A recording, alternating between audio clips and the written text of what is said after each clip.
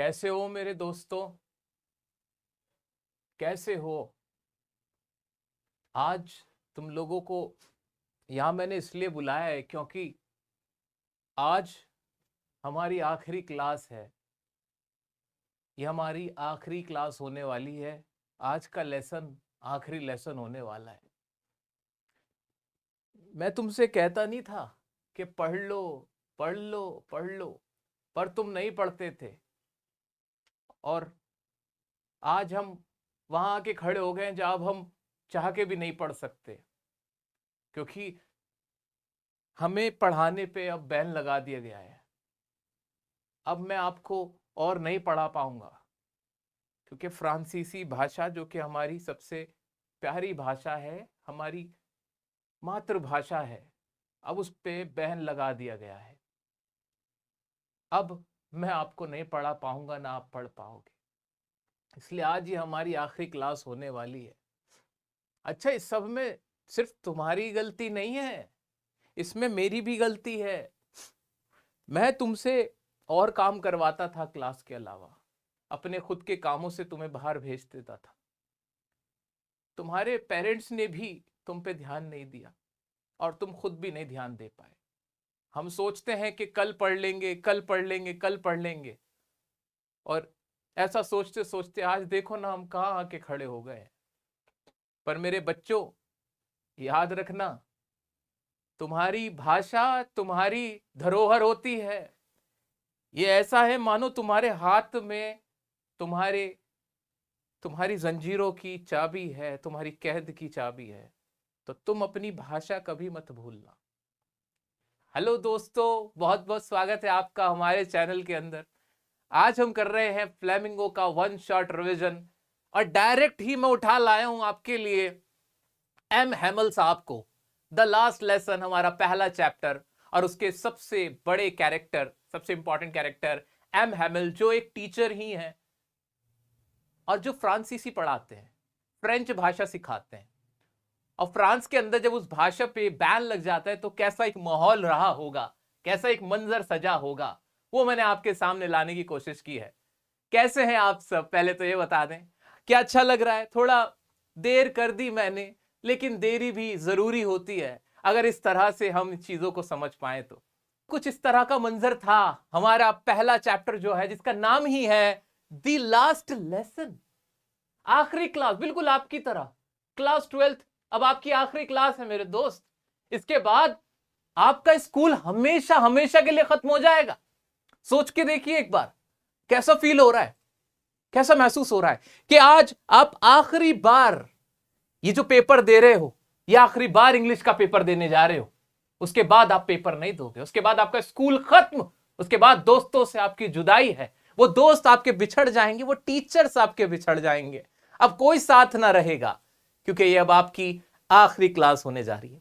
आज मैं आपकी फ्लेमिंगो की जो क्लास ले रहा हूं, ये भी आपकी आखिरी क्लास है। सोच के कैसे गूज़बम्प्स आ जाते हैं ना, कि यार ये मेरी आखिरी क्लास होगी। क्यों? अब मैं स्कूल में नहीं रहूंगा, अब मुझे आगे बढ़ना होगा। बिल्कुल ऐसा ही एक मंजर रहा है द लास्ट लेसन चैप्टर, जो कि आपकी फ्लेमिंगो का पहला चैप्टर है। मैं दिल से कहूं, इस चैप्टर को ना आपको पढ़ने की कतई जरूरत नहीं है, इसको महसूस करने की जरूरत है। अगर आप इसे महसूस कर पाओगे ना, तो आपको इसमें कुछ भी रटना नहीं पड़ेगा। सो दोस्तों, आपका और समय ना लेते हुए और वक्त ना लेते हुए शुरू करते हैं बड़े प्यार से, बड़े आराम से। क्या है इस चैप्टर में? मैंने आपको ये चैप्टर बिना पढ़ाए ही पढ़ा दिया है, बिना पढ़ाए ही पढ़ा दिया है। इसके इंपॉर्टेंट पॉइंट्स देख लेते हैं क्या क्या है इसमें, और उसके बाद फिर इसका लॉन्ग आंसर शुरू करते हैं।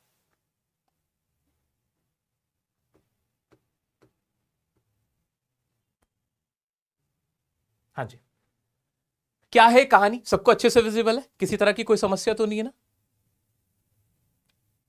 हाँ जी, आवाज वगैरह सब एकदम, मुझे इशारा कर दीजिएगा जरा से भी कोई प्रॉब्लम हो तो। ठीक है, आइए शुरू करते हैं दोस्तों। तो बिल्कुल एम हैमल ही उतर के आ गए हैं, एम हैमल ही उतर के आ गए। मुझे देखते रहो और बस तुम्हें चैप्टर याद हो जाएगा। This is the story of a French boy named France. एक कहानी है एक फ्रांसीसी बच्चे की, जिसका नाम क्या है? फ्रांस है। ही डिसलाइक्स स्टडिंग।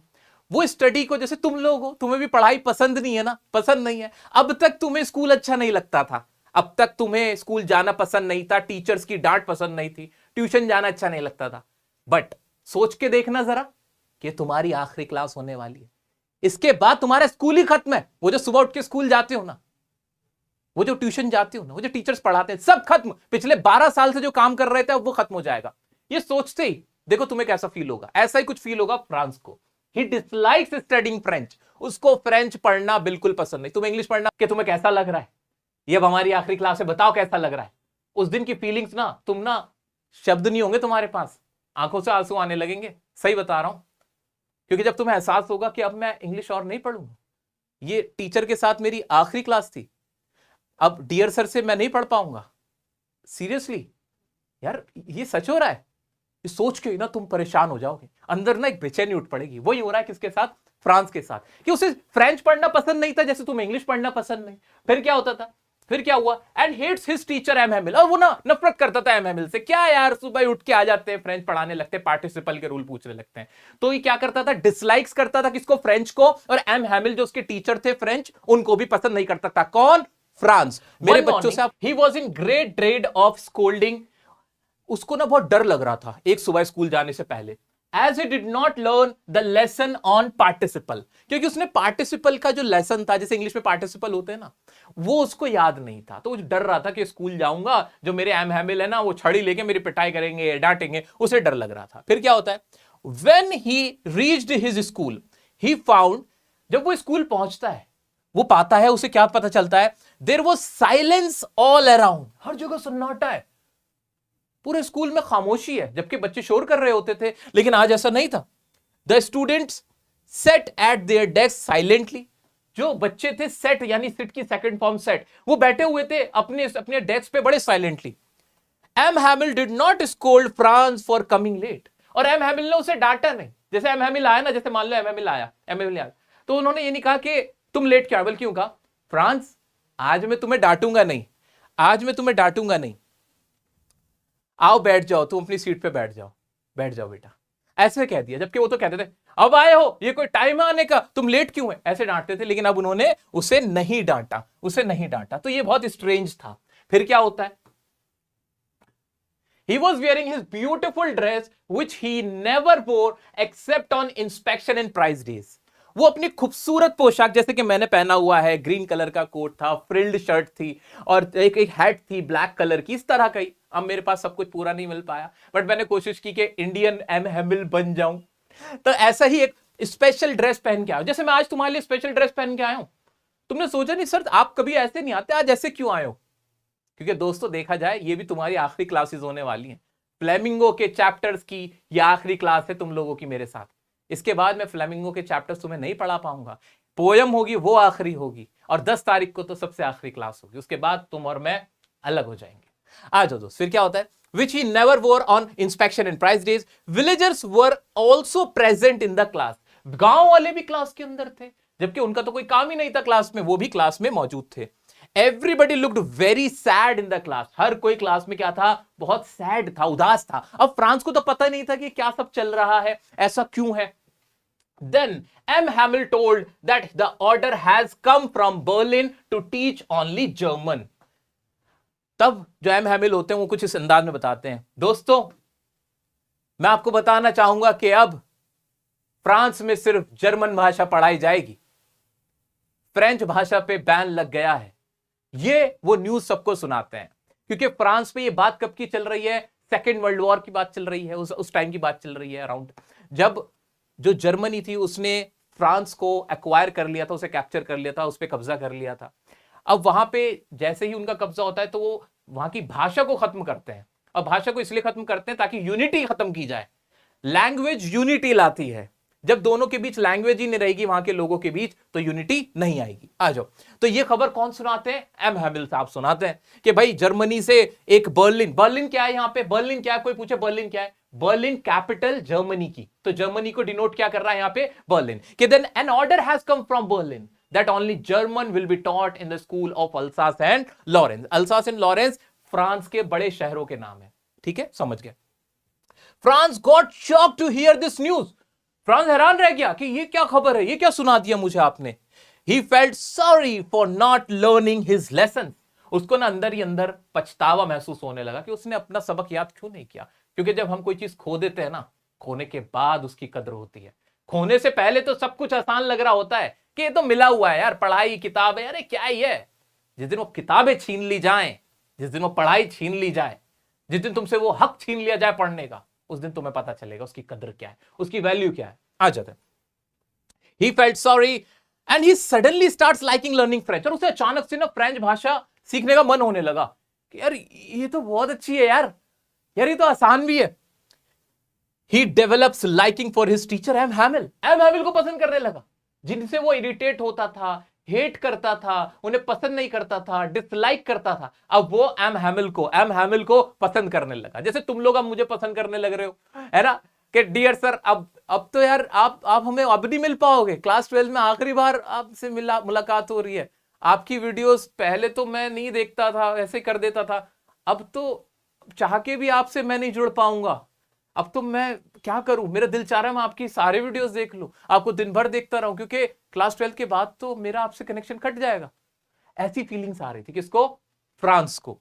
फिर क्या होता है, M Hamel blamed everyone for not learning their language including himself. M Hamel सबको ब्लेम करते हैं कि हमने ध्यान नहीं दिया, हम यही कहते रहे कि कल पढ़ लेंगे, प्रोक्रेस्टिनेट करते रहे। क्या करते रहे, प्रोक्रेस्टिनेट का मतलब क्या होता है दोस्त, प्रोक्रेस्टिनेट कि आज नहीं कल करेंगे। प्रोक्रेस्टिनेशन का मतलब ही क्या होता है कि हम जो हमारे प्रायोरिटी वाले काम होते हैं, जिन्हें हमें पहले करना चाहिए, उन्हें ना करके जो फालतू के काम है, जो टाइम वेस्टिंग वर्क है, उनको पहले करते हैं। ठीक है, तो ये हम क्या करते रहे, प्रोक्रेस्टिनेट करते रहे, फ्रेंच की भाषा पे ध्यान नहीं दिया, अपने बच्चों से वहां के लोगों ने काम करवाया। और इवन एम हैमिल साहब ने भी अच्छे से, उन्हें लगा कि मैं और अच्छे से पढ़ा सकता था, मैंने भी अपना बेस्ट नहीं दिया, मैं भी काम करवा लेता था बच्चों से, क्लास में बहुत ज्यादा मैं भी एक्टिव नहीं रहता था। ठीक है, फिर क्या होता है, he said that the French language is the most logical and beautiful language in this world. वो कहते हैं जो फ्रांसीसी भाषा है उस दुनिया की सबसे प्यारी, सबसे खूबसूरत भाषा है, ऐसे करके बोलते। कौन बोलते हैं, एम हैमिल ऐसे करके बोलते हैं। क्या कहते हैं, he asked his people to protect their language। और तुम्हें अपनी भाषा की रक्षा करनी होगी। Language is the key to the prison. ये भाषा तुम्हारी कैद की चाबी है। One must preserve their mother tongue. हर किसी को अपनी मातृभाषा की रक्षा करनी चाहिए, उसे उसका ख्याल करना ही होगा, तभी वो आजाद रह सकता है। इस तरह की बातें एम हैमिल करते हैं, बहुत इमोशनल हो जाते हैं और लास्ट में कुछ इस तरह से खड़े रहते हैं, अफसोस करते हैं, ऐसे कुर्सी पे बैठ के निहारते रहते हैं अपने स्कूल को, अपनी उस क्लास को, अपने बच्चों को, और देखते हैं कि मैं आखिरी बार, आज मेरी इतनी उम्र हो गई, 40-45 साल से पढ़ा रहा हूं, आज मैं आखिरी बार अपनी क्लास को देख लूं, जरा जी भर के देख लूं। ऐसे देखते रहते हैं, ऐसे निहारते रहते हैं, कभी बाहर देखते हैं, ऐसे झांकते हुए देखते हैं खिड़की से बाहर स्कूल को, कभी बच्चों को देखते हैं, कुर्सी पे बैठ के सोचते रहते हैं, कुछ नहीं बोलते, और फिर ऐसे खड़े हो जाते हैं, ऐसे टेक लगा के खड़े हो जाते हैं, और लास्ट में पता है उठते हैं कुर्सी से, ऐसे उठते और आके कहते हैं, मेरे दोस्तों,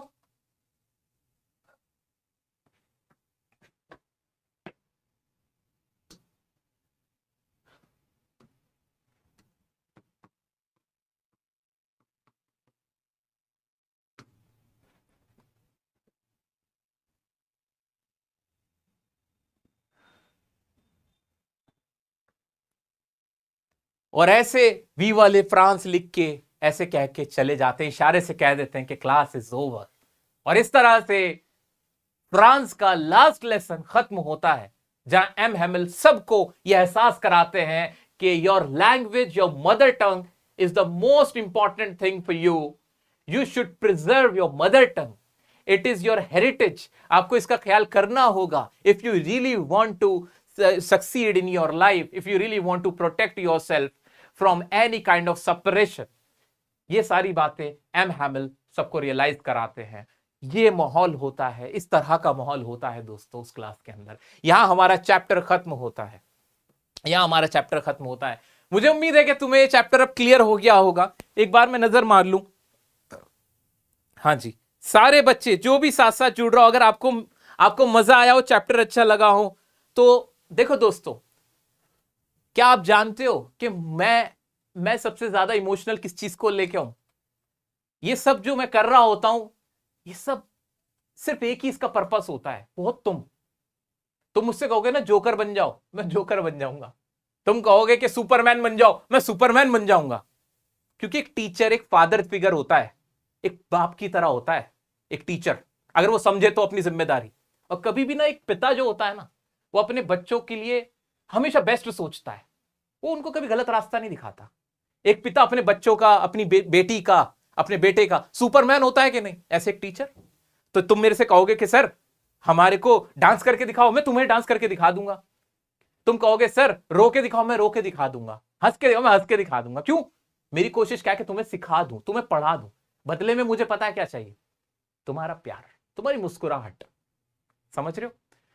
तो ये चीज ना, इस चीज का ख्याल तुम्हें रखना है, इस चीज का ख्याल रखना कि तुम्हारी जो ये तुम्हारे कमेंट्स होते, तुम दिल भेजते हो, तुम अब तुम्हारे लाइक्स आते हैं, भर भर के लाइक्स आते हैं वीडियो पे, मेरा हो जाता है उसमें, मैं खुश हो जाता हूं, बहुत खुश रहता हूं मैं। तो अगर तुम्हें मेरी कोशिश अच्छी लग रही हो तो वीडियो को लाइक जरूर करना दोस्तों। ये सब कुछ तुम्हारे लिए है, मुझे नहीं पता ये सही है कि गलत है, मुझे बस इतना पता है कि प्यार तो ऐसे ही होता है भाई। चलो तो दोस्तों अब इसके क्वेश्चन की तरफ बढ़ते हैं। चैप्टर पूरा हमने कंप्लीट कर दिया है। जरा सा एक बार मेरे कहने से इसको मैं समअप करा देता हूं तुम्हें। कुछ मैंने पॉइंट्स लिखे हुए हैं, उन पॉइंट्स पे एक बार नजर मारोगे? ये पॉइंट्स हैं, हाँ जी, ये पूरे पॉइंट्स हैं। इन पॉइंट्स में ना पूरी चैप्टर को मैंने समराइज कर दिया है। एग्जाम वाले दिन जब आधे घंटे की रिवीजन करोगे ना, तो ये पॉइंट्स तुम्हारे बड़े काम आएंगे। ये सारी फाइल मैं तुम्हें दे दूंगा, डिस्क्रिप्शन में लिंक दे दूंगा, कमेंट में पिन करवा दूंगा, फ्री ऑफ कॉस्ट तुम्हें सब मिल जाएगा, तुम टेंशन मत लो, तुम्हारा बड़ा भाई जिंदा है अभी। ये सब देख लेना। अभी तुम ये देखो, मैं जरा एम हैमिल को जरा घर पे छोड़ के आता हूं, छोड़ाऊं एम हैमिल को, छोड़ाऊं चलो एम हैमिल को छोड़ के आता हूं मैं, just give me a minute. इतने इसको एक बार रिवाइज कर लो, फिर इसके क्वेश्चन देखेंगे।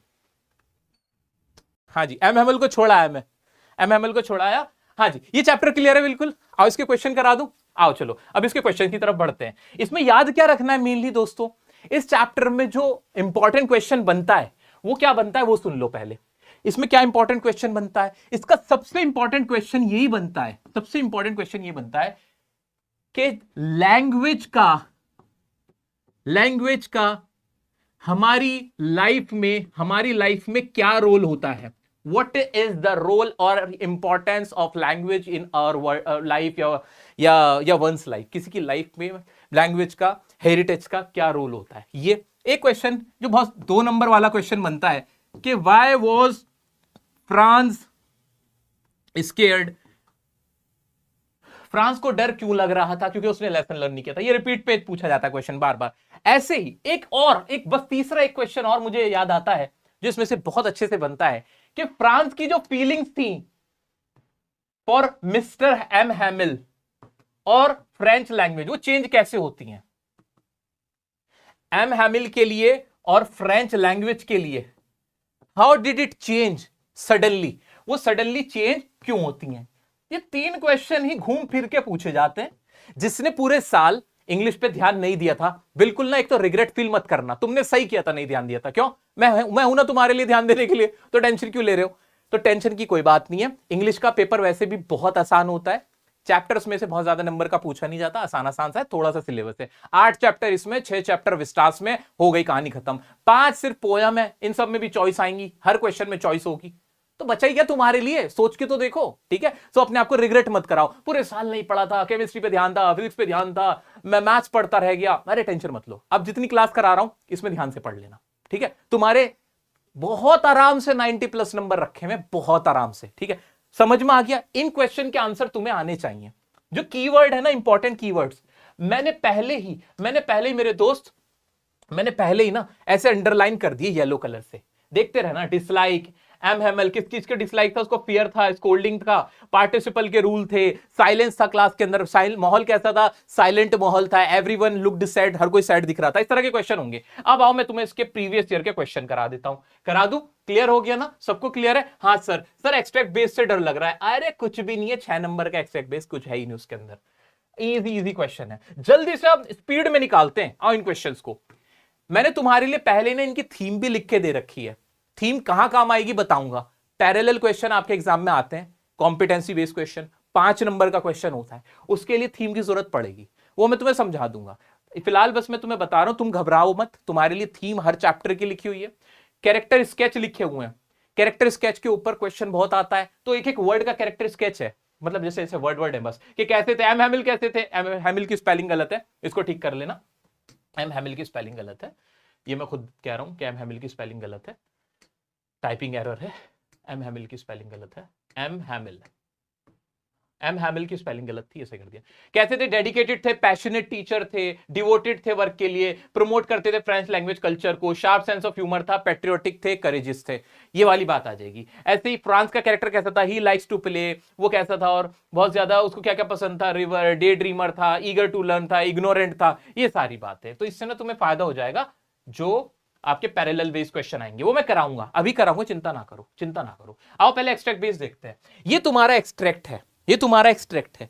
अब मैं क्या करूंगा, एक्सट्रैक्ट बेस में ना मैं एक्सट्रैक्ट नहीं पढ़ रहा हूं, क्योंकि मुझे पूरा चैप्टर इतना अच्छे से क्लियर हो गया है कि सर मैं एक्सट्रैक्ट पढ़ने की मुझे जरूरत नहीं है। List 2 sensory details present in the extract, कि कौन सी सेंसरी डिटेल्स हैं। अब ये सेंसरी डिटेल का मतलब क्या होता है, अगर हमसे एग्जाम में इस तरह का वर्ड पूछ ले कि सेंसरी डिटेल क्या है, तो सेंसरी का मतलब यहां क्या होता है, सुनो ध्यान से। सेंसरी का मतलब जिसे आप फील कर सको, जिसे आप सेंस कर सको, कुछ ऐसा लिखा हुआ हो एक्सट्रैक्ट के अंदर, जिसको हम सुन पाए, जिसको हम सूंघ पाए, जिसको हम देख पाए, महसूस कर पाए, ऐसी कोई बात हमारी सेंसरी डिटेल होगी। तो उस एक्सट्रैक्ट में ऐसी क्या बातें थी, अब मैंने पूरा एक्सट्रैक्ट तो पढ़ा नहीं था, अगर आप पढ़ लोगे बहुत आसान था। ये वार्म एंड ब्राइट वेदर था, तो वार्म मतलब गर्म महसूस कर सकते हो, ब्राइट मतलब चमकदार वेदर था। ये बर्ड्स क्या कर रहे थे, चर्प कर रहे थे, मैंने क्या कहा, सुन पाओ, तो बर्ड्स की चर्पिंग सुनी जा सकती है। ये आप आराम से लिख लेते, मैंने आपका टाइम वेस्ट नहीं किया, मैं आगे बढ़ता हूं। Why is the narrator tempted to spend the day out of doors? जो नरेटर यहां कौन है, फ्रांस बच्चा है जो नरेटर है, क्लियर है। वो टेम्प्ट का मतलब होता है लालच। वो लालच क्यों आ रहा था स्कूल जाते हुए, क्योंकि जब वो रास्ते से जा रहा था ना, तो दिन बड़ा प्यारा था, चिड़िया चहचहा रही थी, और क्या हो रहा था, narrator is tempted to the pleasant weather, the chirping birds and the sight of Prussian soldier drilling in the open field. ये एक एक्स्ट्रा बात थी जो यहां से हमने सीख ली। ब्राइट डे था, बर्ड चर्प कर रही थी, और जो प्रेशियन सोल्जर थे, जो वहां के सोल्जर थे जिन्होंने कब्जा कर रखा था, वो सारे ड्रिल कर रहे थे। ड्रिलिंग समझते हो ना, अपनी अपनी ड्रिलिंग कर रहे थे, प्रैक्टिस कर रहे थे। Complete the sentence appropriately. I hurried off to school resisting. Resist का मतलब होता है मना करना किसी चीज को। मैंने क्या क्या मना किया, कि क्या क्या मना करा था उसने, temptation to skip the day and enjoy the outdoors, क्योंकि वो बाहर घूमना चाहता था, उसका घूमने का मन हो रहा था, लेकिन उसको उसने क्या किया, रेसिस्ट किया। क्या किया, रेसिस्ट किया। कौन रेसिस्ट कर रहा है यहां, कौन कर रहा है, फ्रांस कर रहा है। क्यों, वो स्कूल जा रहा था, उसे डर था कि पार्टिसिपल का क्वेश्चन पूछेंगे, लेकिन वो रास्ते में देखता हुआ जा रहा था, है कितना खूबसूरत वेदर है, अरे अरे कितनी अच्छी चिड़ियां चहचहा रही हैं, अरे पर्शियन सोल्जर्स तो ऐसे ड्रिलिंग कर रहे हैं, ऐसे ऐसे कर रहे हैं, उन्हें देख रहा था, मजा आ रहा था, तमाशा लग रहा था उसको, लेकिन उसने उस सबको क्या किया, रेजिस्ट किया। टेम्पटेशन मतलब लालच। क्लियर हो गया, क्लियर हो गया, क्लियर हो गया। हाँ सर आगे बढ़ जाओ। Why does the narrator want to bunk school, वो बंक क्यों करना चाहता था, 4 ऑप्शन है, जरा देखना। He doesn't like his teachers, वो अपने टीचर को पसंद नहीं करता था। He doesn't like his classmates, classmate को पसंद नहीं करता था। He was not prepared for the test on participle। Sir देखते ही आंसर पता है, 3rd नंबर है, खत्म करो ना बात। उसने पार्टिसिपल का लेसन नहीं याद किया था, ये तो हमने अब घोंट लिए बात। Next, which trait of the protagonist is revealed in the sentence I had the strength to resist. हाँ, प्रोटैगनिस्ट का मतलब होता है जो कहानी का हीरो होता है, उसको बोलता है प्रोटैगनिस्ट। फंसाने के लिए वर्ड यूज करा प्रोटैगनिस्ट, पर अब हम नहीं फंसेंगे। कि उसने बोला कि इससे उसके किस फीचर का पता चलता है, जब वो कहता है कि मैंने क्या किया था, मेरे पास स्ट्रेंथ थी किस चीज की, रेजिस्ट करने की। रेजिस्ट मतलब कि मैंने खुद को रोक के रखा, तो इससे उसके किस फीचर का पता चलता है कि उसके अंदर क्या क्या था, वो सिंसियर था, उसके अंदर डिटर्मिनेशन था, उसके अंदर बहादुरी थी, उसके अंदर दया थी। भाई उसके अंदर डिटर्मिनेशन था, पक्का इरादा था कि स्कूल ही जाऊंगा, स्कूल ही जाऊंगा, कोई बात नहीं, कंचे खेलते हुए लौंडे अच्छे लग रहे, बट मैं तो स्कूल ही जाऊंगा, ऐसी वाली बात है। ठीक है आगे बढ़ते हैं। Which of the following headlines best suggest the central idea of the contract extract? Central idea कौन सा है उसको देख लेंगे। अब उसके लिए हमने एक बार क्या कहते हैं, पैसेज को पढ़ा नहीं है, पढ़ लेते तो भी अंदाजा हो जाता, बट बिना पढ़े भी देखो तुम इसका आंसर ढूंढ सकते हो। The drilling of Prussian soldier, the rule of participle, strength to resist, या आउट ऑफ डोर्स। पूरे एक्सट्रैक्ट में बार बार क्वेश्चन रेसिस्टनेस के ऊपर है, टेम्पटेशन के ऊपर, तो होना इसका आंसर तो सी होना चाहिए, स्ट्रेंथ टू रेसिस्ट। बार बार ये तो सवाल आ रहा था। अब एग्जाम में क्या होगा, एग्जाम से रिलेटेड इंपॉर्टेंट बात सुनो। आपके एग्जाम में मेरे दोस्त, आपके एग्जाम में जो क्वेश्चन पूछा जाएगा ना एक्सट्रैक्ट का, जो भी एक्सट्रैक्ट का क्वेश्चन पूछा जाएगा याद रखना। एक्सट्रैक्ट का क्वेश्चन कैसे सर कैसे, क्या बात कह रहे हो, क्या समझा रहे हो, सुनो। एग्जाम में बुक के किसी चैप्टर से कोई पैराग्राफ आएगा, उस पर क्वेश्चन आएंगे, जैसा अभी कराया, ठीक है।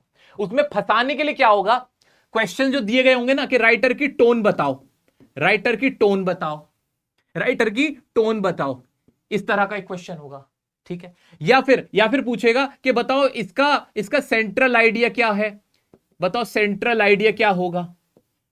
यह पूछेगा बताओ टाइटल दो इसको, टाइटल क्या देना चाहोगे, टाइटल क्या देना चाहोगे।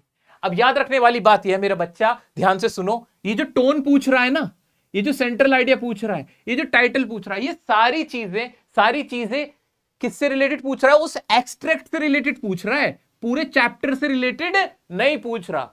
क्या कहा मैंने, ध्यान से सुनो मेरी बात, कि अगर आपसे टाइटल पूछे, टोन पूछे, या इन्फ्रेंस आपसे कह के बताओ इसका इन्फ्रेंस क्या निकल रहा है, इन्फ्रेंस अगर आपसे पूछे, इन्फ्रेंस का मतलब मीनिंग, कि आप उससे क्या अंडरस्टैंड कर रहे हो, तो याद रखना वो सारी बातें उस एक्सट्रैक्ट के पॉइंट ऑफ व्यू से पूछ रहा है, पूरे चैप्टर से नहीं। जैसे कि हो सकता है किसी चैप्टर या पोएम की जो टोन हो ना वो मेलनकॉलिक हो, यानी सैड हो, बट उस एक्सट्रैक्ट में वो कॉन्टेम्पलेटिव हो सकती है, वो ह्यूमरस हो सकती है, ठीक है। तो एक्सट्रैक्ट के कॉन्टेक्स्ट में हमें देखना होता है। जैसे कि यहां हुआ, उसने पूछा which of the following headline best suggest the central idea of extract. Extract का पूछ रहा है तो मैं क्या देखूंगा, मैं समझदार बच्चा हूं, मैं जाऊंगा एक्सट्रैक्ट पे कि उसमें क्या बातें हो रही थी। अच्छा, इसमें बार बार जो स्ट्रेंथ थी ना, वो जो उसने टेम्पटेशन को रेसिस्ट किया था, उससे रिलेटेड बातें हो रही थी, तो मैं अपना दिमाग वहां लगाऊंगा। हो गई माइंड को क्लैरिटी, हो गई क्लैरिटी, सच बता रहा हूं, सब लोग क्लियर हो रहा है। ये एक और एक्सट्रैक्ट है, ये तो अब तुम आसानी से कर लोगे। अब ये तुम्हारे लिए छोड़ो प्रैक्टिस के लिए, क्या मैं क्वेश्चन की तरफ बढ़ जाऊं? हाँ सर, क्वेश्चन की तरफ बढ़ जाइए, हाँ सर क्वेश्चन की तरफ बढ़ जाइए।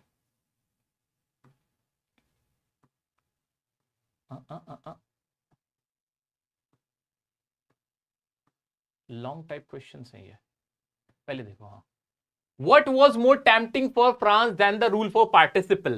फ्रांस के लिए क्या टेम्पटिंग था, अब तो तुम्हें भी पता चल गया कि चर्पिंग बर्ड्स। एक बार पॉइंट में लिख के आंसर ये खत्म करो, दिमाग में क्या आंसर आना चाहिए इसको सोचते। क्या टेम्पटिंग था फ्रांस के लिए? चर्पिंग बर्ड्स, ब्राइट वेदर और प्रेशियन जो ड्रिलिंग कर रहे थे। क्या ये वाले आंसर आपके दिमाग में आ रहा है? क्या दिमाग में आंसर आ रहा है? Why were the villagers seated in the back benches? Back benches में विलेजर्स क्यों थे? Because it was the last day, it was the last class of M Hamel, और वो वहां उनको क्या देने गए थे? फेयरवेल देने गए थे। क्या देने गए थे? फेयरवेल देने गए थे। M Hamel last day of his teaching, they wanted to honour his dedication, उनके डेडिकेशन को ऑनर या उनको फेयरवेल देने गए थे बच्चों के साथ, क्योंकि 40 साल से एम हैमिल वहां पढ़ा रहे थे। इतना क्लियर हो गया, इतना क्लियर हो गया। चलो आगे बढ़ते हैं। What was the thunderclap the narrator received as Hamill began the lesson? Narrator कौन है? आप देखो फंस सकते हो। अब मेरा बच्चा इंग्लिश नहीं आती सर समझ ही नहीं आता, कोई बात नहीं, तुम्हें इंग्लिश नहीं आती, नहीं समझ आता, कमजोर है, कोई बात नहीं, जरा पढ़ के तो देखो। What was the thunderclap? क्या थंडरक्लैप था? थंडरक्लैप का मीनिंग नहीं पता, भूल जाओ, छोड़ो आगे बढ़ते हैं। नरेटर ने रिसीव क्या किया? थंडरक्लैप। अब नरेटर कौन है? बार बार मैं तुम्हें बता रहा हूं, इस कहानी का नरेटर फ्रांस बच्चा जो है ना वो है। तो फ्रांस को क्या ऐसा आया था, एम हैमिल ने क्या उसको सुनाया था जिसकी वजह से वो क्या हुआ था, जिसकी वजह से वो क्या हो गया था? बहुत ज्यादा हैरान हो गया था, परेशान हो गया था। ऐसा कुछ समझ में आ रहा है क्या? हाँ सर, यही सेंस निकल रहा है इसका। तो as M Hamel began the lesson, कि अब क्या नहीं पढ़ाई जाएगी? फ्रेंच लैंग्वेज नहीं पढ़ाएगी, कि an order has come from Berlin that only German will be taught in the schools of Alsace and Lorraine. अब सर मैं अपना आंसर बना के कैसे लिखूं? सर बना के कैसे लिखूं? इंग्लिश नहीं आती, आंसर तो मुझसे बनता ही नहीं है सर। आंसर पता होता है बट बनता नहीं। क्या करें? मेरा बच्चा जुगाड़ देखो ट्रिक देखो, जुगाड़। मैंने तुम लोगों के लिए क्या किया हुआ है? ये जो आंसर लिखा हुआ है ना मैंने तुम लोगों के लिए, ये जो आंसर लिखा हुआ है, ये ऐसा वैसा आंसर नहीं है।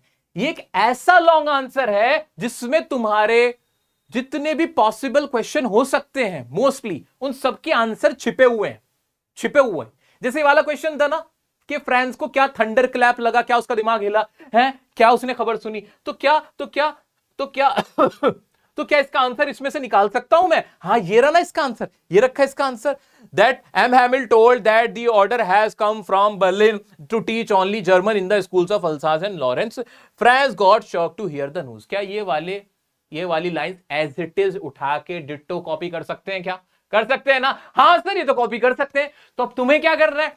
तुम्हें ये वाला लॉन्ग आंसर लर्न करना है। ये छोटा सा है, ज्यादा बड़ा भी नहीं है, इसकी लैंग्वेज आसान है, ये तुम्हारे बड़ी बड़ी समरी की तरह नहीं है जिसमें तुम फंसोगे। मानते हो मेरी बात? मानते हो? क्लियर हो गया? मानते हो? आंसर कैसे लिखना अब समझ में आया? समझ में आया? अभी और आगे बढ़ते हो और मैं तुम्हें आंसर लिखना और सिखाता रहूंगा। अभी एक बात क्लियर कर लो, मेरे हैंड रिटन लॉन्ग आंसर 2-3 बार ऐसे रिवाइज कर लेना, ये लाइंस डिट्टो उठा के लिख के आ जाना, तुम्हें नंबर मिल जाएंगे। डिट्टो का मतलब कि इनमें से अगर 2 नंबर का सवाल है तो इनमें से 3-4 लाइन कौन सी लिखनी है। 5 नंबर के सवाल में भी एक बार देखिए क्या क्वेश्चन है, अच्छा इसमें तो ये पूरी लाइन यहीं से आ रही है, तो आंसर इसी में छुपा हुआ तुम्हें मिल जाएगा। मैंने लिखा ही इसलिए इसको ऐसे ऐसे थोड़ी लिख लिया मैंने, बहुत सोच समझ के तुम्हारे लिए निकाला। आगे बढ़ता हूं, नेक्स्ट क्वेश्चन।